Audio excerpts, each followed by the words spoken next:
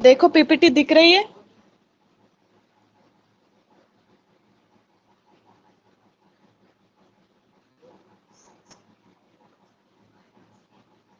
PPT नजर आ रही है स्क्रीन पे?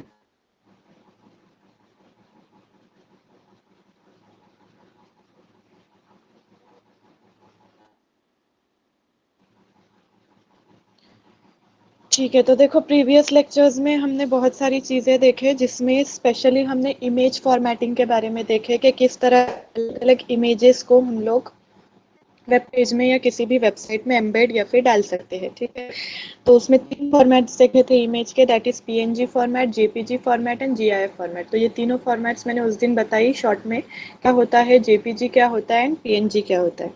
तो from today we are seeing colours in HTML, ये नेक्स्ट सिलेबस टॉपिक है। ये उस दिन एक्सप्लेन की, but due to network issue ये क्लियरली एक्सप्लेन नहीं हुआ है तुम लोगों को, तो again I explain this thing. Now what are colours in HTML? See, we can apply different colors in the content of your website to change its appearance. This can be done by using one of the following three ways. Now see, colors जब हम लोग website में या फिर किसी web page में add करते हैं, मतलब क्या हम लोग उसके बैकग्राउंड में या तो कलर दे सकते हैं, या तो जो टेक्स्ट हम लोग अप्लाई कर रहे हैं, जो लिख रहे हैं टेक्स्ट हमारे वेब पेज पे, जो हो सकता है वो पैराग्राफ हो या टाइटल हो या हेडिंग हो, जो भी टेक्स्ट हम लोग उस पर डालते हैं उसको हम लोग कलर अप्लाई कर सकते हैं। ठीक है, या तो बैकग्राउंड जो हमारा दिख रहा है उसके ऊपर एक अलग से कलर हम अप्लाई कर सकते हैं, उसको हम लोग कलर दे सकते हैं। ठीक है, तो ये दो वेज में हम लोग हमारे वेबसाइट का कलर चेंज कर सकते हैं, या तो बैकग्राउंड कलर चेंज कर सकते हैं, या तो फिर जो टेक्स्ट अप्लाई कर रहे हैं उसको हम लोग चेंज कर सकते हैं, any colour we want of our choice. अब देखो तीन तरीकों से तुम लोग कलर्स को चेंज कर सकते हो। First thing is colours name. तो नॉर्मली जो कलर का नेम होता है, जैसे रेड हो गया, ग्रीन हो गया, ब्लू, ब्लैक, व्हाइट, तो नॉर्मल करेंगे क्या, नेम वहां पे डाल देंगे, जैसे कि कलर नेम।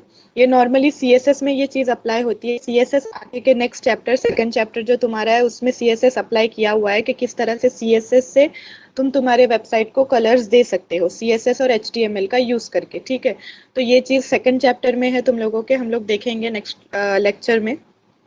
तो अगर कलर नेम डायरेक्टली देना है तो तुम लोग क्या करोगे, कलर देके उसके आगे क्या करोगे, उसका कलर का नेम स्पेसिफाई करोगे। जैसे अगर रेड कलर देना है तो रेड डाल दो डायरेक्टली, या फिर ब्लैक कलर देना है तो ब्लैक डाल दो डायरेक्टली। तो ये क्या हो गए, तुम्हारे कलर नेम्स हो गए जो कि डायरेक्टली नेम्स अप्लाई करते हो।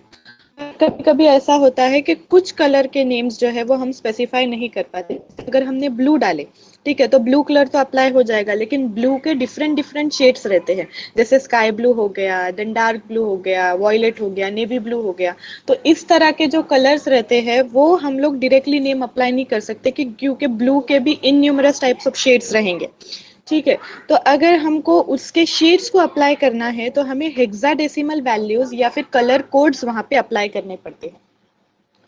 ना व्हाट आर कलर कोड्स, ये मैंने फर्स्ट लेक्चर में शायद तुम लोगों को बताई थी कि गूगल करना एचटीएमएल कलर कोड्स, किसी ने भी मुझे करके नहीं बताया, तो ये आज भी मैं बोल रही हूँ तुम लोगों को, गूगल करके hexadecimal colour codes, HTML colour code search करो, तुम लोगों को बहुत सारे तरह के एचटीएमएल के कलर कोड्स मिल जाएंगे।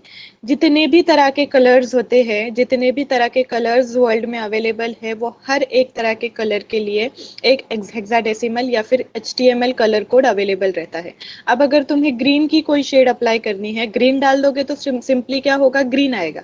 लेकिन अगर ग्रीन के भी अलग अलग शेड्स तुम लोगों को देने हैं, कि बहुत तरह के ग्रीन के भी शेड्स वेरिएशंस में आते हैं, राइट, तो वो अलग अलग ग्रीन के शेड्स के लिए, हर एक शेड के लिए एक अलग एचटीएमएल कलर कोड रहेगा।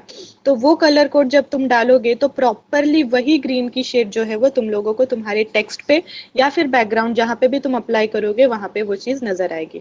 तो अगर तुम लोगों को किसी कलर का नेम नहीं पता है या डायरेक्टली नेम स्पेसिफाई नहीं कर सकते, और अगर वो वेरिएशंस में है, अलग अलग शेड्स में है वो, तो वो शेड का कलर कोड तुम लोग इजीली गूगल से निकाल के वो कोड को तुम लोग यहाँ पे डाल के वो शेड या फिर वो कलर की वो पर्टिकुलर वेरिएशन को तुम लोग तुम्हारे बैकग्राउंड में भी अप्लाई कर सकते हो, एज वेल एज तुम्हारे टेक्स्ट पे भी अप्लाई कर सकते हो। Then the third thing is red green blue value. Now what is RGB value? देखो कलर्स जो होते हैं तुम्हारे, जितने भी कलर्स है, ये RGB वैल्यू का मिक्सचर होता है। मतलब कुछ परसेंट में रेड कलर, कुछ परसेंट में ग्रीन कलर एंड कुछ परसेंट में ब्लू कलर को मिक्स करके हर तरह का कलर बनता है। ठीक है, ये तुम्हारे रेनबो टाइप का कुछ फॉर्मेशन हो गया कि अगर तुम कुछ परसेंट ऑफ रेड कलर डाल रहे हो, कुछ परसेंट ऑफ ग्रीन कलर डाल रहे हो एंड देन कुछ परसेंट ऑफ ब्लू कलर डाल रहे हो, तो तुम लोग बहुत तरह के कलर इससे क्रिएट कर सकते हो। बस परसेंटेज को वैरी करना है। अगर 10% रेड है, 10% ग्रीन है, तो 5% ब्लू है, तो एक कलर बन गया। फिर अगर 5% रेड डाल रहे हो, 5% ग्रीन डाल रहे हो, देन 2% ब्लू डाल रहे हो, तो ये एक अलग कलर बन जाएगा। इस तरह से तुम अलग अलग कलर्स को क्रिएट कर सकते हो आरजीबी के through, that is red green blue variation के थ्रू। तो यहाँ पे अगर तुम लोग इस टाइप में कुछ कलर्स देना चाहते हो तो तुम लोगों को क्या करना है, यहाँ पे परसेंट डालना है कि रेड का कितना परसेंट तुम लोगों को चाहिए, ग्रीन का कितना परसेंट चाहिए एंड ब्लू का कितना परसेंट चाहिए। तो ये तीनों को मिक्स करके कलर बनेगा, वो अप्लाई हो जाएगा तुम्हारे टेक्स्ट पे या फिर तुम्हारे बैकग्राउंड पे। ये सेम प्रोसीजर है जिस तरह से अगर तुम नॉर्मल लाइफ में पेंटिंग करते हो और अगर कोई कलर तुम्हारे पास मौजूद नहीं होता तो तुम 2-3 कलर मिक्स करके वो कलर क्रिएट करने की कोशिश करते हो, राइट। तो तुम रेड डालोगे, ब्लू डालोगे, ग्रीन डालोगे और फिर वो कलर तुम लोग क्रिएट करने की कोशिश करोगे। तो अलग अलग वैल्यूज में या फिर अलग अलग क्वांटिटी में तुम ईच कलर को डालते हो, राइट। लाइक येलो अगर तुमने थोड़ा ज्यादा डाले तो तुम ग्रीन थोड़ा कम डालने की कोशिश करोगे। तो इससे तुम अलग अलग कलर्स क्रिएट करके फिर पेंटिंग करते हो। तो सेम चीज यहाँ पे कंप्यूटर वे में भी होती है कि तुम थोड़ा परसेंट ऑफ रेड कलर, थोड़ा percent of green colour and थोड़ा percent of blue colour mix करके एक न्यू कलर क्रिएट करके तुम तुम्हारे टेक्स्ट पे या फिर बैकग्राउंड पे अप्लाई कर सकते हो। ठीक है, colours are displayed by combining red green and blue, तो these are called as RGB value. तो ये 3 तरह से तुम लोग तुम्हारे वेब पेज में या फिर वेब में कलर्स को एम्बेड कर सकते हो। फर्स्ट थिंग इज कलर्स का नेम दे दो, लाइक ब्लैक व्हाइट ग्रीन जो भी देना है, डायरेक्ट कलर का नेम डाल दो।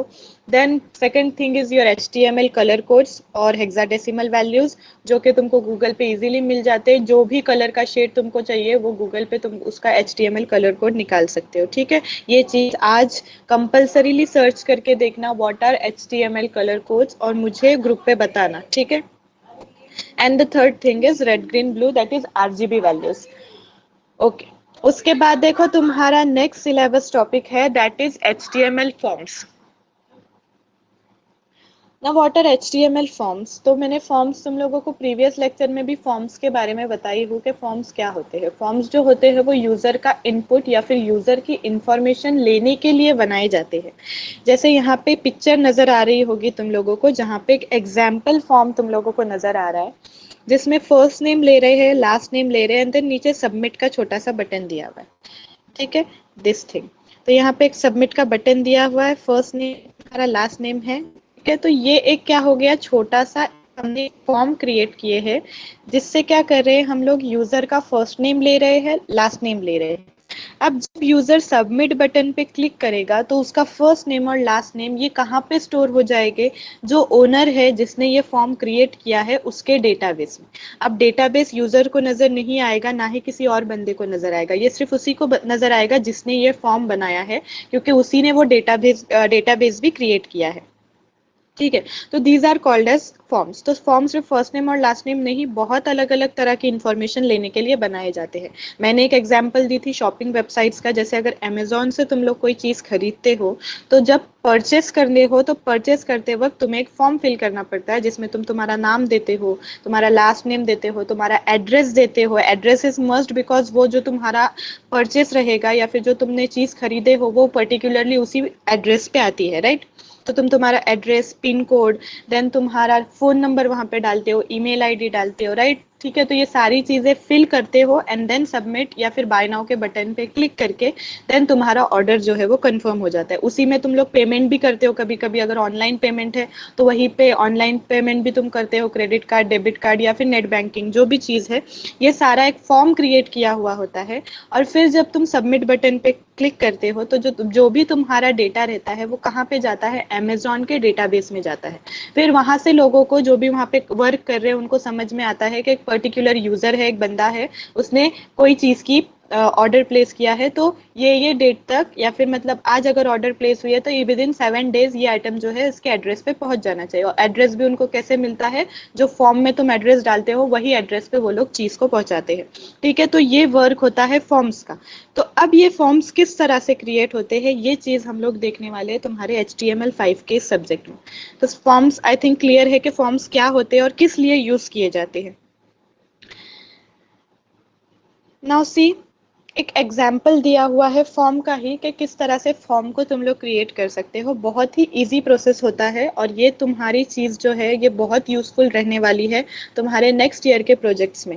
अगर तुम लोग नेक्स्ट ईयर प्रोजेक्ट्स क्रिएट कर रहे हो, वेबसाइट बना रहे हो नेक्स्ट ईयर टीवाई में फाइनल ईयर में तुम्हारे प्रोजेक्ट के तौर पे, तो तुम लोगों को फॉर्म्स कंपलसरीली वहाँ पे बनाने होंगे। और ये चीज़ गौर से तुम्हारे दिमाग में बिठाओ क्योंकि नेक्स्ट ईयर ये बहुत काम आने वाला है। सिर्फ यही नहीं, ये पूरा सब्जेक्ट तुम्हारे बहुत काम आने वाला है क्योंकि अगर वेबसाइट क्रिएट करोगे तो एवरीथिंग वेबसाइट का ईच पार्ट जो तुम्हारा रहेगा वो इस सब्जेक्ट पे बेस्ड रहेगा। तो ये सब्जेक्ट को अच्छे से समझ लो, नेक्स्ट ईयर तुम्हारा प्रोजेक्ट क्रिएट करने में उतनी आसानी तुम लोगों को होगी। फिलहाल तुम लोगों को सिर्फ थियोरेटिक पार्ट समझ में आ रहा है। जब से हम प्रैक्टिकल स्टार्ट करेंगे, आई गेस दिस मंथ के 15 से सर बोलने वाले प्रैक्टिकल स्टार्ट करने के लिए, दैट इज अगस्त 15। तो जब जैसे प्रैक्टिकल स्टार्ट करने का ऑर्डर आता है उस तरह से हम लोग प्रैक्टिकल्स भी देखेंगे तो तुम लोगों को और इजीली जो है ये कंसेप्ट समझ में आएगा कि किस तरह से वेबसाइट्स बनाए जाते हैं, वेब पेजेस बनाए जाते हैं। तो चीज़ों को अभी भी जो थियोरी में समझा रही हूँ उसको अच्छे से समझ लो ताकि जब प्रैक्टिकल स्टार्ट हो तब कोई मुश्किल नहीं होगी तुम लोगों को, इजीली तुम लोग कुछ चीज़ें जो है वो ग्रास्प कर लोगे। तो देखो अब फॉर्म का एग्जाम्पल यहाँ पे दिया हुआ है।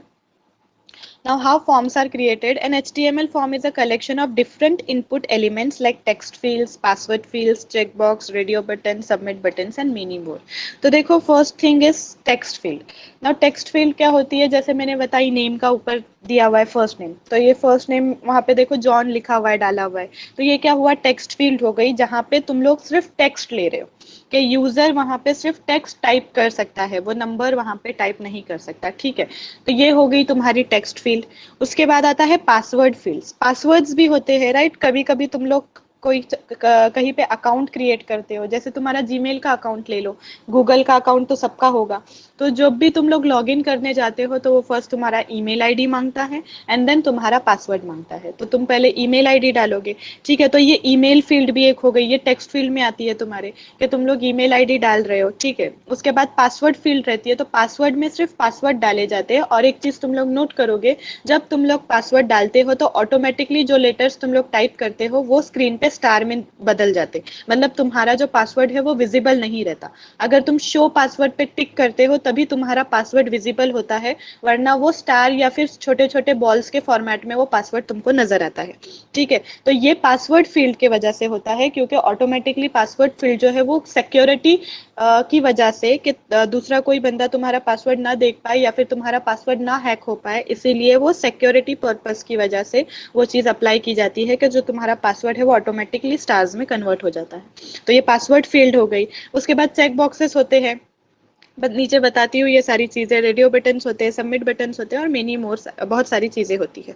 ठीक है, तो देखो एक फॉर्म को किस तरह से क्रिएट करेंगे HTML में। फॉर्म क्रिएट करने के लिए फॉर्म टैग यूज होता है, जैसे नीचे यहाँ पे फॉर्म टैग दिया हुआ है तुम लोगों को। ठीक है, तो देखो फॉर्म टैग क्रिएट होने के लिए तुम लोग पहले क्या करोगे, एंगुलर ब्रैकेट में तुम्हारा फॉर्म ओपन करोगे एंड देन तुम लोग मेथड अप्लाई करोगे। अब मेथड में गेट लिखना बोले तो क्या, तुम यूजर से इंफॉर्मेशन ले रहे हो। ठीक है, तो यूजर से जब तुम लोग इंफॉर्मेशन लेके तुम्हारे डेटाबेस में स्टोर करोगे तो यहाँ पे मेथड क्या अप्लाई होगा, गेट मेथड अप्लाई होगा, और हर फॉर्म में गेट मेथड इज कंपलसरी। ठीक है, उसके बाद एक्शन अप्लाई करना है कि कौन से इस पे वो एक्शन या फिर कौन से लिंक पे वो जो फॉर्म है वो सबमिट होके पहुंचना चाहिए, तो वो पेज का URL तुम लोग डाल दोगे। तो ये सिंपल है, पहले फॉर्म टैग को ओपन किए, वहां पे मेथड लगाए, मेथड इज ऑलवेज गेट। ठीक है, उसके बाद एक्शन लगा दिए कि कहाँ पे लिंक, तुम लोग किस चीज की लिंक डाल रहे हो, तो वो पेज का URL या फिर वो पेज का जो लिंक रहेगा वो यहाँ पे डालोगे। फिर उसके बाद नेक्स्ट लाइन में देखो, सेकेंड लाइन में दिया हुआ है नेम। अब यहाँ पे हम लोग टेक्स्ट फील्ड, एक नॉर्मल टेक्स्ट फील्ड क्रिएट कर रहे हैं, तो जो नेम तुम लोग ने लिखे हो यहाँ पे ये तुम्हारे वेब पेज पे नजर आएगा। जैसे ऊपर देखो, ये फर्स्ट नेम जो लिख के आ रहा है ना, वही चीज है ये, यहाँ पे नेम दिया हुआ है, यहाँ पे फर्स्ट नेम दिया हुआ है। अगर तुम यहाँ पे फर्स्ट नेम दोगे तो यहाँ पे फर्स्ट नेम लिख कर आएगा, तो जो चीज यहाँ पे तुमको एज अ फर्स्ट नेम दिख रही है बॉक्स के ऊपर वही चीज है ये। ठीक है, तो जो नेम तुम यहाँ पे डालोगे, जो भी चीज यहाँ पे लिखोगे वो यहाँ पे दिखेगी, यहाँ पे लिख कर आएगी। ठीक है, नाउ सी, नेम के बाद एंगुलर ब्रैकेट ओपन करके तुमने क्या कर दिए, इनपुट टाइप। अब इनपुट टाइप मेंशन कर रहे हो, मतलब तुम क्या मेंशन कर रहे हो, किस टाइप का तुम्हारा नेम है, कौन सी फील्ड तुम यहाँ पे अप्लाई करने वाले हो। तो input type is equals to double inverted में क्या अप्लाई कर दिया हमने, टेक्स्ट। मतलब क्या, जो फील्ड तुम्हारी बन रही है वो टेक्स्ट फील्ड बन रही है। जैसे यहाँ पे फर्स्ट नेम के बाद तुम्हारा एक बॉक्स बनकर आया है, वो बॉक्स होता है तुम्हारी टेक्स्ट फील्ड। अब यूजर टेक्स्ट फील्ड के अंदर कोई भी चीज टाइप कर सकता है। जब तक तुम टाइप टेक्स्ट नहीं लिखोगे तो वो बॉक्स बनकर नहीं आएगा और यूजर वहां पे टाइप नहीं कर पाएगा।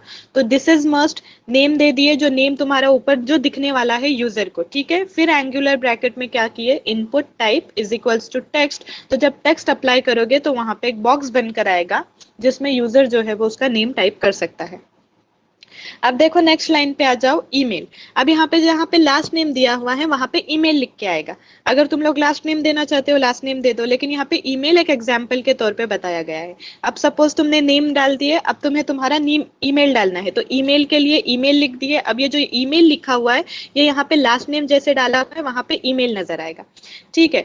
तो ईमेल के बाद फिर से देखो, input type is equals to क्या दिया हुआ है, ईमेल दिया हुआ है। अब यहाँ पे टेक्स्ट नहीं दिया हुआ है, वाई, बिकॉज ईमेल का एक अलग से बॉक्स क्रिएट होता है जहाँ पे तुम लोग @ डालते हो। जैसे ईमेल का फॉर्मेट प्रॉपरली जब तक तुम वो बॉक्स में नहीं डालोगे तब तक वो वैलिड फॉर्मेट शो नहीं करेगा। मतलब www डॉट ये फॉर्मेट में नहीं, जैसे मेरा अगर ईमेल देख लो तो saminamistry9198@gmail.com, ठीक है। तो ये एक फॉर्मेट होता है पर्टिकुलर ईमेल का।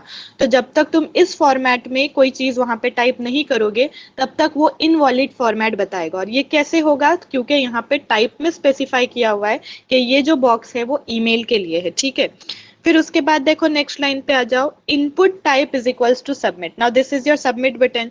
जो ऊपर तुम लोगों को सबमिट बटन दिख रहा है ये वाला ऊपर की इमेज में, तो सबमिट बटन जब तुम लोग क्रिएट करते हो तो इस तरह से क्रिएट करते हो, input type is equals to क्या दिया हुआ है, डबल इन्वर्टेड में सबमिट लिखा हुआ है। मतलब जब भी यूजर इसके ऊपर क्लिक करेगा तो जो तुम्हारा डेटा है वो कहाँ पे स्टोर होना चाहिए, तुम्हारे डेटाबेस में। अभी तक हमने डेटाबेस कनेक्शन नहीं किए, डेटाबेस कनेक्शन अलग से किया जाता है ताकि फॉर्म्स का डेटा हम लोग डेटाबेस में स्टोर कर सके। वो PHP के थ्रू होता है, वो भी चीज हम लोग आगे देखेंगे। तुम्हारे यूनिट 2 और यूनिट 3 में वो चीजें कवर्ड है।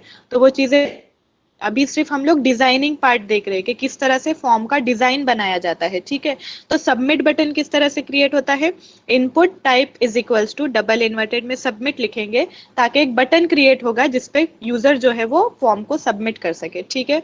तो ये होता है एक एग्जाम्पल फॉर्म तुम्हारा, या फिर तुम लोग एक सिंटैक्स बोल सकते हो कि इस वे में तुम्हारे जो फॉर्म्स है वो क्रिएट होते हैं। यहाँ पे सिर्फ 2 फील्ड्स दिए हुए, टेक्स्ट फील्ड दिया हुआ है, ईमेल फील्ड दिया हुआ है। इस तरह के बहुत सारे फील्ड्स होते हैं फॉर्म में जो कि क्रिएट कर सकते हैं हम, वो चीज नीचे देखेंगे। सी इस टेबल में वो चीज नजर आ रही है। टेबल में देखो अलग अलग तरह के कंट्रोल्स दिए हुए हैं जिससे तुम लोग फॉर्म में अलग अलग तरह की चीजें बना सकते हो। जैसे हमने टेक्स्ट फील्ड देखे, ईमेल फील्ड देखे, राइट। तो उसी तरह के अलग अलग चीजें जो है वो तुम बना सकते हो। देखो अब यहाँ पे 3 कॉलम्स दिए हुए टेबल में। First is control, type and example. Now let's see first control. What is first control?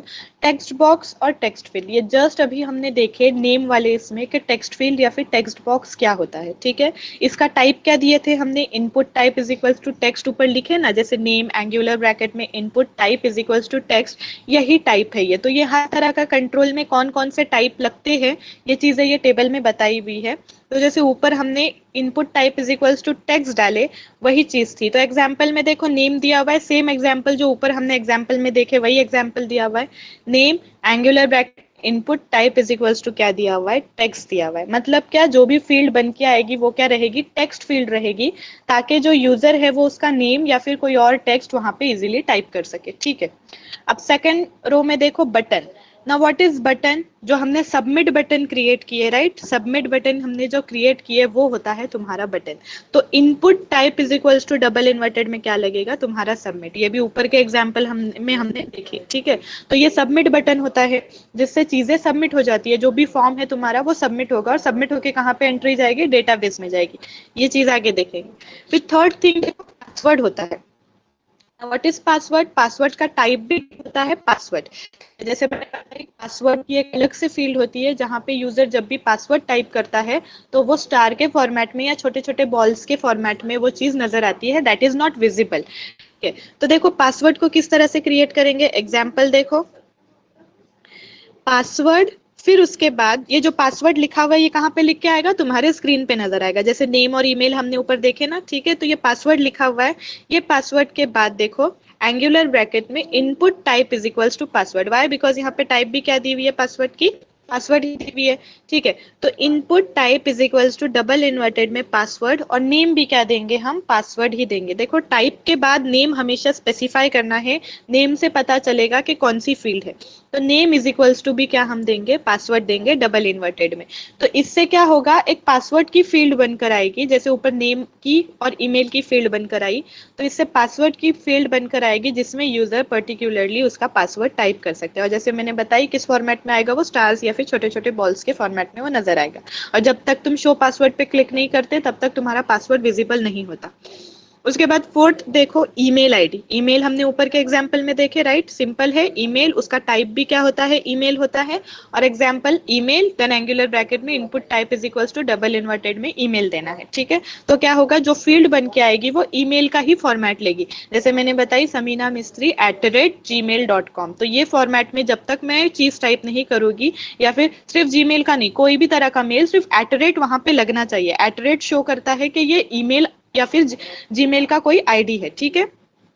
फिर उसके बाद देखो रेडियो बटन्स। अब रेडियो बटन से भी तुम लोग बहुत बार तुम लोग ने फॉर्म में रेडियो बटन फिल कर दिए होंगे। रेडियो बटन देखो दो छोटे छोटे गोले के फॉर्म में से सर्कल के फॉर्म में चीजें रहती है, जिसपे तुम किसी एक ही सर्कल पे टिक कर सकते हो। नॉर्मली ये जेंडर लेने के लिए, क्या मेल है या फीमेल है, ये लेने के लिए रेडियो बटन्स का यूज होता है। मतलब तुम उसमें से किसी एक ही ऑप्शन पे क्लिक कर सकते हो, तुम दोनों ऑप्शन पे एक टाइम पे क्लिक नहीं कर सकते, इधर मेल इधर फीमेल। या फिर अगर सब्जेक्ट चूज करना है कि ये सब्जेक्ट चूज करो, मैथ्स लेना है, सॉरी कॉमर्स लेना है, आर्ट्स लेना है, साइंस लेना है, तो वहां पे तुम लोग अगर साइंस पे क्लिक किए तो सेकेंड सेम टाइम पे तुम आर्ट्स पे या कॉमर्स पे क्लिक नहीं कर सकते। तो दीज आर रेडियो बटन जो एट अ टाइम सिर्फ सिंगल ऑप्शन पे क्लिक करने का हमें ऑप्शन देता है, ठीक है। तो रेडियो बटन का टाइप क्या होता है, रेडियो होता है। उसके बाद देखो उसका example, input type is equals to क्या आएगा, टाइप में रेडियो लिखना है। उसके बाद में नेम में क्या लिखना है, सब्जेक्ट लिखना है। सब्जेक्ट में क्या आएगा, जो भी तुम्हारा सब्जेक्ट रहेगा वो। और फिर उसके बाद वैल्यू देनी है, जो भी सब्जेक्ट की वैल्यू तुम्हारी रहेगी, जो मैथ्स हो गया, इंग्लिश हो गया, साइंस हो गया, तो जो भी तुम यहाँ पे वैल्यू दोगे वो वहां पे नजर आएगी। अब यहाँ पे दो वैल्यूज अगर दोगे तो दो रेडियो बटन बनकर आएंगे। जैसे मैथ्स के साथ अगर मैंने और एक वैल्यू जोड़ दी साइंस करके, तो मुझे दो वैल्यूज नजर आएंगे जिनमें से मैं सिर्फ मैथ्स पे क्लिक कर सकती हूँ या फिर मैं सिर्फ साइंस पे क्लिक कर सकती हूँ, ठीक है। तो ये हो गया रेडियो बटन का फॉर्मेट। उसके बाद देखो next is your check box. Now check box जो स्क्वायर बॉक्सेस बनकर आते हैं जिसमें हम टिक करते हैं, ठीक है। तो ये चेक बॉक्स में हम सेम टाइम पे कितने भी चेक बॉक्सेस को क्लिक कर सकते हैं। तो ये तुम्हारा चेक बॉक्स कैसे होता है, स्क्वायर बॉक्स होते हैं छोटे छोटे, जिसमें हम एट अ टाइम या फिर सेम टाइम पे बहुत सारे मल्टीपल चेक बॉक्सेस को क्लिक कर सकते हैं। तो उसका टाइप भी क्या होता है, चेक बॉक्स होता है। और उसका एग्जाम्पल देखो, input type is equals to क्या आएगा, डबल इन्वर्टेड में चेक बॉक्स, फिर नेम दे दो, नेम में सपोज मैथ्स दे दिए और वैल्यू क्या दिए, ऑन दिए, मतलब क्या वो डिफॉल्ट क्लिक रहेगा। और अगर वैल्यू ऑफ रहेगी तो बाय डिफॉल्ट वो क्लिक नहीं रहेगा, मतलब टिक होकर नहीं आएगा, ठीक है। अब तो जहाँ पे नेम मैथ्स दिया हुआ है वहां पे मल्टीपल नेम्स तुम लोग डाल सकते हो, name is equals to science, name is equals to geography, name is equals to history. तो उतने सब्जेक्ट के क्या रहेंगे, छोटे छोटे चेक बॉक्सेस बनकर आएंगे। अब वो चेक बॉक्सेस में तुम एट अ टाइम कितने भी या फिर चारों भी चेक बॉक्सेस पे क्लिक कर सकते हो, फिर दो चेक बॉक्सेस पे क्लिक करते हो। यहाँ पे कोई लिमिटेशंस नहीं रहते कि सिर्फ एक पे ही या फिर दो पे ही तुम लोगों को क्लिक करना है। लिमिटेशंस रेडियो बटन में होते कि एट अ टाइम तुम सिर्फ एक रेडियो बटन पे क्लिक कर सकते हो या फिर एक ऑप्शन को चूज कर सकते हो। चेक बॉक्स में लिमिटेशंस नहीं होते। उसके बाद आता है सी कॉम्बो बॉक्स। अब कॉम्बो बॉक्स से तो हर कोई किया रहेगा, जब भी देखो कोई फॉर्म में तुम लोगों को कंट्री चूज करने के लिए आता है, तो कंट्री जब तुम लोग चूज करते हो तो एक ड्रॉप डाउन बनकर आता है। ड्रॉप डाउन में देखो बहुत सारे कंट्रीज के नेम्स होते हैं, दुनिया में जितने भी कंट्रीज है सारे कंट्रीज के नेम रहते हैं, उसमें से हमको कंट्री कोड और हमारे कंट्री का नेम चूज करना रहता है। ठीक है, तो दिस इज कॉम्बो बॉक्स। सिर्फ कंट्री चूज करने के लिए नहीं, सब्जेक्ट चूज करने के लिए भी क्रिएट कर सकते हो कि choose subjects from the below drop down list. तो तुम लोग अलग अलग सब्जेक्ट के नेम वहां पे डाल सकते हो, तो अलग अलग सब्जेक्ट्स तुम वहां से चूज कर सकते हो। नॉर्मली अगर बहुत यूजफुल इसको देखा जाए कि ज्यादातर ये कहाँ पे यूज होता है, तो फॉर्म्स में कंट्री चूज करने के लिए चीज को बनाया जाता है। दिस इज कॉम्बो बॉक्स के ड्रॉप डाउन आता है जिसमें हर कंट्री का नेम होता है, वहां से तुम तुम्हारी कंट्री को चूज करके तुम्हारा कंट्री कोड भी चूज कर सकते हो। तो देखो इसका एग्जाम्पल, सिलेक्ट नेम, ठीक है, इज इक्वल्स टू क्या देंगे, ड्रॉप डाउन देंगे। अब नेम तुमने ड्रॉप डाउन दिए, वाई, बिकॉज तुम लोगों को एक ड्रॉप डाउन क्रिएट करना है जिसमें तुम्हें अलग अलग जो ऑप्शन है उसके नेम देने हैं। तो देखो नीचे ऑप्शन की वैल्यू दी हुई है एंगुलर ब्रैकेट में, option value is equals to क्या दिए, मैथ्स। अब इसको सिलेक्टेड रखा है, वहां पे थोड़ी स्पेलिंग मिस्टेक है, दैट इज सिलेक्टेड। उसके बाद देखो मैथ्स लिख के ऑप्शन को क्लोज कर दिए, ये फर्स्ट ऑप्शन हो गया तुम्हारा मैथ्स का। फिर से मैंने ऑप्शन वैल्यू ओपन की, option value is equals to double inverted में फिजिक्स, ठीक है, फिर फिजिक्स लिख के ऑप्शन को क्लोज कर दी, तो ये सेकंड ऑप्शन हो गया। इस तरह से इन न्यूमरस ऑप्शंस तुम लोग ऐड कर सकते हो, 5 करो, 6 करो, 10 करो, जितने सब्जेक्ट या फिर जितने कंट्रीज के नेम देने उतने ऑप्शन वैल्यू के टैग्स को ओपन करके उतने ऑप्शन अप्लाई कर दो। तो जो ड्रॉप डाउन बनेगा या फिर जो कॉम्बो बॉक्स बनेगा उसमें जो ड्रॉप डाउन रहेगा उसमें उतने सारे सब्जेक्ट्स या फिर उतने सारे कंट्रीज के नेम जो है वो लिख के आएंगे, उसमें से कोई एक सब्जेक्ट या फिर कोई एक कंट्री तुम लोग क्या कर सकते हो, चूज कर सकते हो। तो दिस इज कॉम्बो बॉक्स, ठीक है। देन लास्टली देखो होता है तुम्हारा reset button. Now reset button का टाइप होता है रीसेट। अब रीसेट बटन क्यों यूज करते हैं, कभी कभी हमने जो फॉर्म भर दिए, पूरा फॉर्म भर दिए, लेकिन उसमें मिस्टेक हो गई सपोज हमसे कि एड्रेस हमने गलत दे दिए या फिर हमें एड्रेस ही पूरा बदल देना है, पूरा फॉर्म हमको फिर से फिल करना है, पूरे फॉर्म में मिस्टेक हुई, तो एक रीसेट बटन होना चाहिए ताकि यूजर को इंडिविजुअली हर फील्ड को जाके मिटाना ना पड़े। जैसे ही हम रीसेट बटन पे क्लिक करते हैं फिर से वो फॉर्म जो होता है वो पूरा ब्लैंक होकर हमें नजर आता है। तो reset button is a very useful option in making any form, ताकि यूजर उस पर इजिली क्लिक करके इजिली जो है वो फॉर्म का सारा डेटा जो है वो रीसेट कर सके, ठीक है। तो this is called as reset button. इसको किस तरह से क्रिएट करते हैं, input type is equals to double inverted में रीसेट देंगे, ठीक है। उसके बाद नेम भी क्या रहेगा, डबल इन्वर्टेड में रीसेट रहेगा, एज वेल एज उसकी वैल्यू भी रहेगी वो डबल इन्वर्टेड में क्या रहेगी, रीसेट रहेगी। तो इसके ऊपर जब भी यूजर क्लिक करेगा तो जो भी तुम्हारे फॉर्म में डेटा तुमने फिल किए हो वो रीसेट हो जाएगा पूरा, ठीक है। तो these are different different controls, different different types of the form elements जो तुम लोग एक फॉर्म में डालते हो, और ये सारी चीजों से क्या बनता है, एक बहुत अच्छा फॉर्म तुम लोग क्रिएट कर सकते हो। और ये फॉर्म्स मैंने बताई क्यों यूज होते हैं, यूजर का डेटा लेने के लिए। अब इतने तरह के जब तुम लोग एलिमेंट्स प्लेस करोगे तो यूजर का अलग अलग तरह का डेटा तुम लोग ऑब्वियसली ले सकते हो। तुम यहाँ पे फोन नंबर भी ले सकते हो, यूजर का पासवर्ड, यूजर का यूजर नेम, यूजर का जेंडर क्या है, यूजर किस कंट्री में रहता है, उसका ईमेल आईडी क्या है, राइट। सारी चीजें जो तुम है ये इस तरह के चीजों से एक फॉर्म क्रिएट करके यूजर की कलेक्ट कर सकते हो। तो ये होता है एक फॉर्म, और इससे एक इंटरैक्टिव फॉर्म तुम लोग क्रिएट कर सकते हो। जब हम लोग प्रैक्टिकल करेंगे तो बाकायदा एक फॉर्म क्रिएट करके देखेंगे और किस तरह से वैल्यू स्टोर होती है वो चीजें भी हम इसमें देखेंगे। तो आई होप यहाँ तक तुम्हारा पार्ट क्लियर है, यहाँ तक समझ में आया।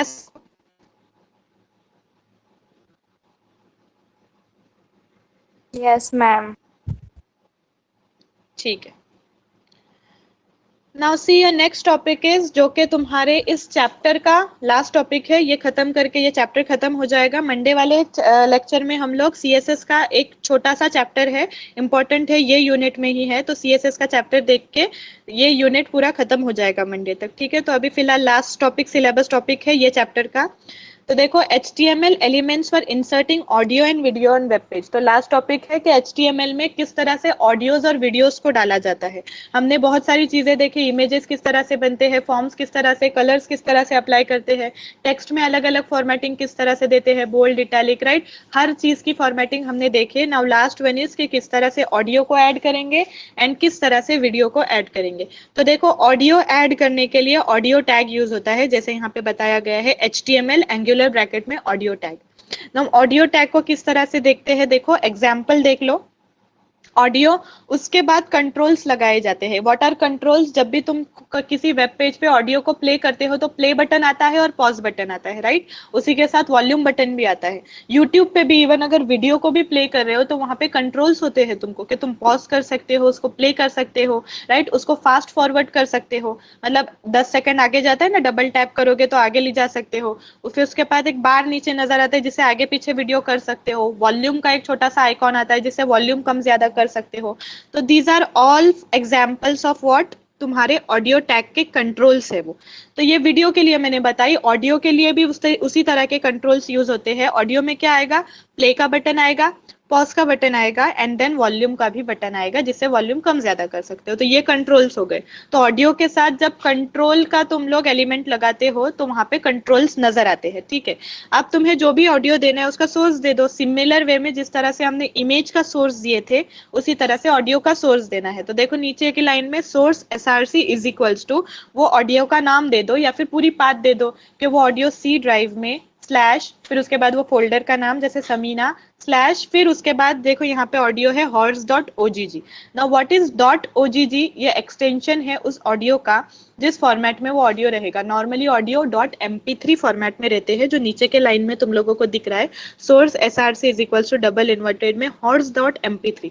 तो mp3 जो फॉर्मेट होता है ऑडियो का, ये हर ब्राउजर सपोर्ट करता है। तुम चाहे क्रोम पे वर्क करो, फायरफॉक्स पे वर्क करो, मोजिला, सफारी, किसी भी तरह के ब्राउजर पे तुम वर्क करो, जो तुम्हारा .mp3 फॉर्मेट है ये हर ब्राउजर को सपोर्ट करता है। लेकिन .ogg ये फ्यू ब्राउजर्स पे सपोर्ट करता है। जब तुम फायरफॉक्स या फिर मोजिला यूज करोगे तो उनपे .ogg फॉर्मेट सपोर्ट नहीं होता, ठीक है? इसीलिए नीचे देखो, your browser does not support the audio tag की एक लाइन लिखनी रहती है कि कभी अगर तुम कोई ऐसा ब्राउजर यूज कर रहे हो जिसपे वो फॉर्मेट नहीं चल रहा है या फिर सपोर्ट नहीं कर रहा है, तो ये लाइन लिखकर वहां पे आएगी कि your browser does not support the audio tag, ठीक है? तो इस तरह से तुम लोग क्या करते हो, तुम्हारे वेब पेज में या वेबसाइट में ऑडियोज को एम्बेड करते हो। और एट दी लास्ट क्या करना है? स्लैश ऑडियो बोले तो तुम्हारा ऑडियो टैग यहाँ पे क्लोज हो गया।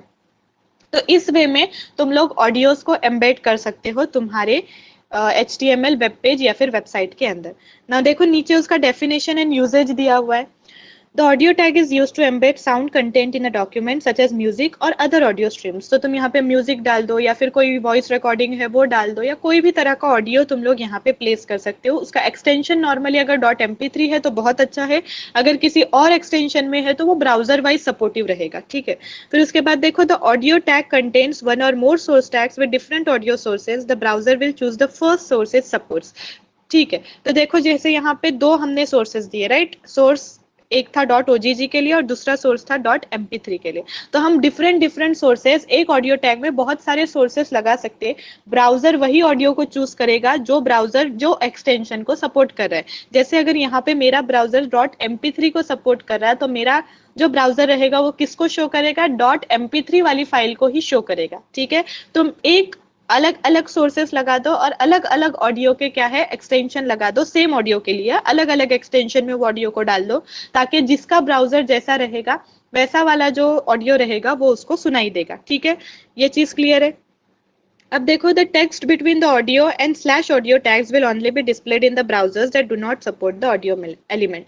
तो जैसे ऊपर जो टेक्स्ट था, your browser does not support the audio tag, तो ये वाला जो टेक्स्ट है ये कब विजिबल होगा? जब हमारा ब्राउजर उस ऑडियो को सपोर्ट नहीं कर रहा तभी विजिबल होगा। उसके अलावा वो विजिबल नहीं होगा, सिर्फ तुम्हारा ऑडियो नजर आएगा, तुम उसको प्ले कर सकते हो, ठीक है? ये कब नजर आएगा टेक्स्ट? जब तुम्हारा ब्राउजर तुम्हारे ऑडियो टैग को सपोर्ट नहीं कर रहा या फिर वो टाइप के एक्सटेंशन को सपोर्ट नहीं कर रहा।